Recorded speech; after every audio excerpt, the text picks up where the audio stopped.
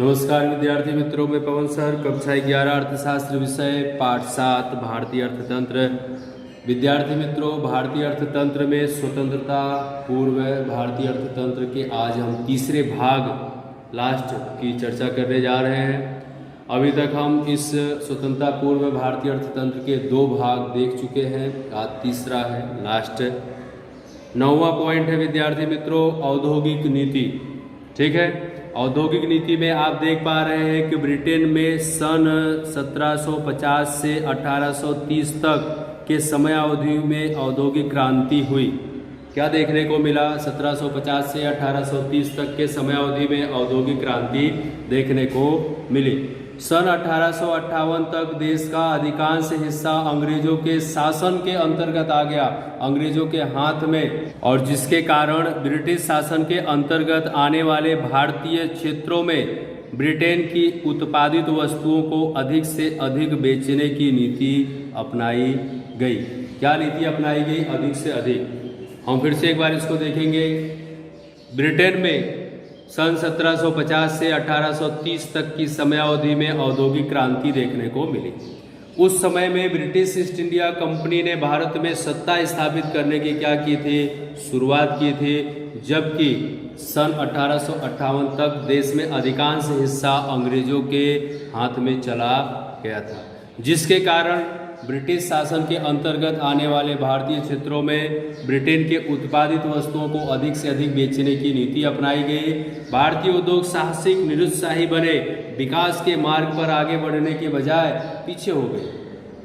मतलब भारतीय उद्योग बढ़ ही नहीं पाए, पीछे हो गए। कारण भारतीय उद्योग धीरे धीरे नष्ट हो गए और उसकी वजह से श्रमिकों को बेकार होना पड़ा, गरीब होना पड़ा, और जिससे वे फिर खेती की तरफ क्या हुए? मुड़े। और फिर से उनका जो श्रम है, जो श्रमिक है, वह कहाँ जाके मिला? कृषि क्षेत्र में जाकर मिलता है, और श्रमिकों का बोझ बढ़ गया। किस पर बढ़ा? कृषि क्षेत्र पर। विद्यार्थी मित्रों, अगला पॉइंट है आर्थिक शोषण। आप देख पा रहे हैं कि ब्रिटिश अर्थतंत्र को मजबूत करने के उद्देश्य से ईस्ट इंडिया कंपनी और ब्रिटिश सरकार ने इस प्रकार की व्यूह रचना अपनाई, जिससे सिर्फ ब्रिटिश अर्थतंत्र को ही लाभ देखने को मिला। किसको लाभ देखने को मिला? ब्रिटिश अर्थतंत्र को ही लाभ देखने को मिला। उन्होंने ऐसी विशेष व्यापार नीति अपनाई जिसके द्वारा भारतीय साधनों का अधिकतम उपयोग करके ब्रिटेन के उद्योगों का विकास हो। इसके उपरांत उनकी कृषि नीति और औद्योगिक नीति भी ब्रिटेन में विकास हेतु प्रोत्साहक रूप थी। ब्रिटेन के अंदर प्रोत्साहक रूप थी।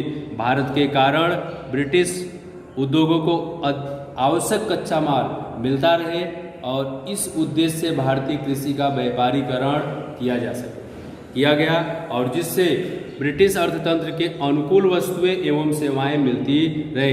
इसलिए यहाँ पर यह नीति अपनाई गई, यह षड्यंत्र रचा गया और भारतीय व्यापारों को धीरे धीरे नष्ट कर दिया गया। अब विद्यार्थी मित्रों, हम 11वां पॉइंट हस्तकला कारीगरों का शोषण की बात करेंगे। विविध हस्तकला कारीगरों का विक्रय द्वारा ईस्ट इंडिया कंपनी अधिक आय प्राप्त करने की इच्छा रखती थी।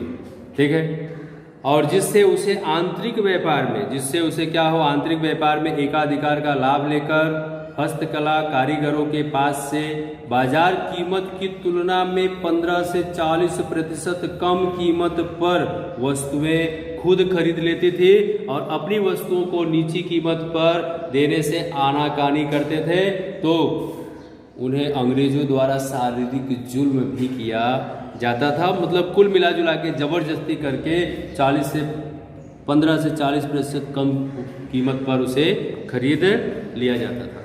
इस तरह से विद्यार्थी मित्रों, 12 नंबर का पॉइंट है पूंजी निवेश का प्रवाह।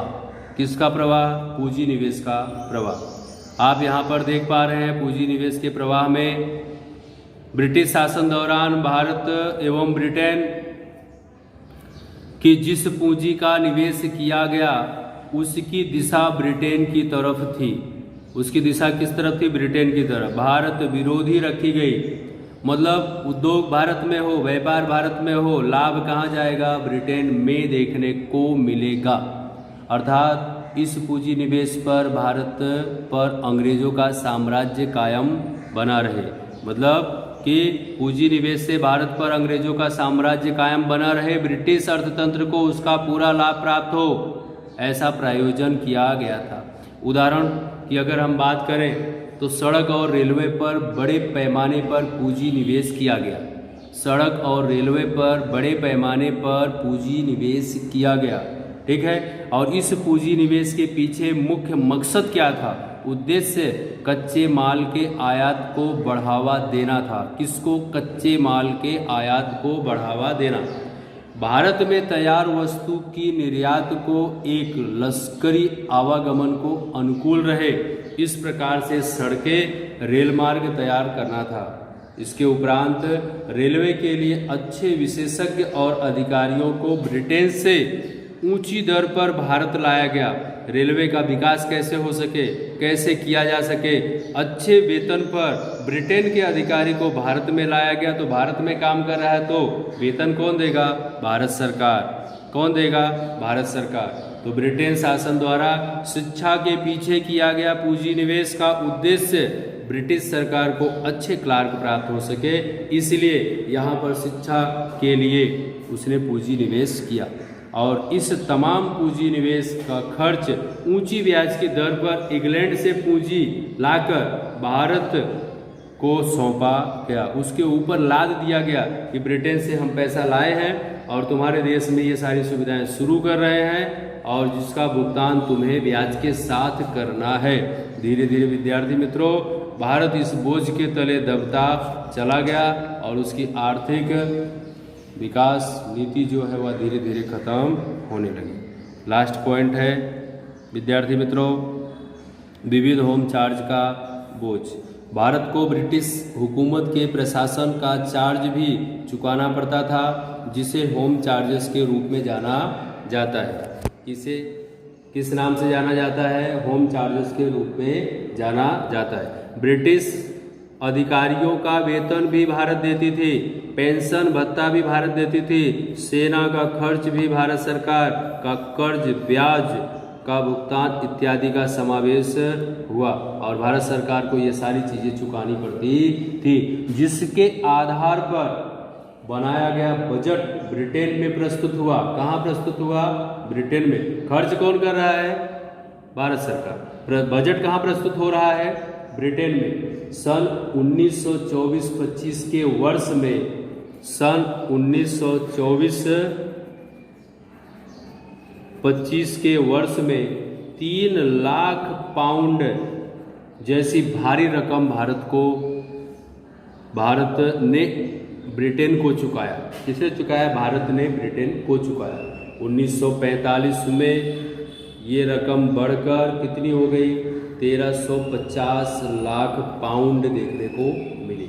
और इस तरह से विद्यार्थी मित्रों, 15 अगस्त 1947 के दिन अंग्रेज जब भारत छोड़कर गए, तब भारत में कृषि, उद्योग और व्यापार कंगालियत की स्थिति में आ चुका था, एकदम गरीबी की स्थिति में आ चुका था। लगभग 150 वर्ष की समयावधि में देश की प्रति व्यक्ति आय घटने लगी थी और भारतीय अर्थतंत्र, जो कि इंग्लैंड की तुलना में काफ़ी समृद्ध था, डंका बजता था विश्व में उसके बाजार का, वह ब्रिटिश शासन के शोषण के कारण इंग्लैंड की तुलना में गरीब हो गया। इसलिए विद्यार्थी मित्रों, ये तो देश की बात थी। अगर हम परिवार की बात करें, अगर हम एकजुट एक संगठन के साथ रहकर अपने घर का, अपने परिवार का विकास नहीं करते हैं, तो इसी तरीके से हमारे घर का, हमारे समाज का, हमारे परिवार का भी अवनति देखने को मिलेगा। धन्यवाद।